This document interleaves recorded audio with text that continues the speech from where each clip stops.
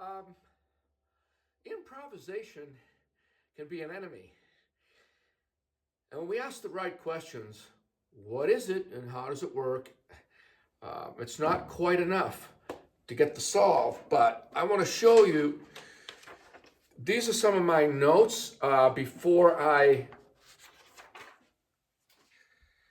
formulated my improvisational science. It's basically a grid approach.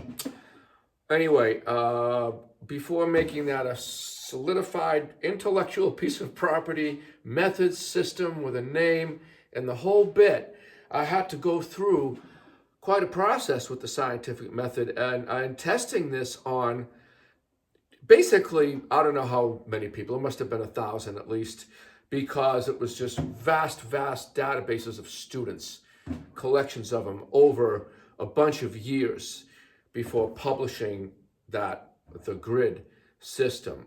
So anyway, I can share the guts of the creation of it in the Know Your Enemies class, because you have to kind of hear me go through the process of problem solving with this, just like go through it for hand technique or foot technique or whatever else.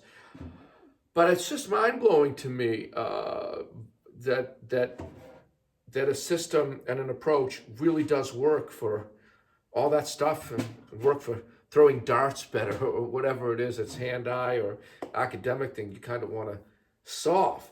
But the bottom line is you got to follow your heart. There's too much to do, too much to learn. But anyway, improvisation can be quite a daunting thing. But there's a way to do it successfully, no matter what your playing level is. That's what made me do this, was having to teach people of every level you could imagine that I was preparing for final exams, when I was teaching at Berkeley. That's daunting, that's intimidating. And so without courage to go in there, it's not an easy thing to conquer, but you got to have hope. And in order to have hope, it just can't be based on nothingness.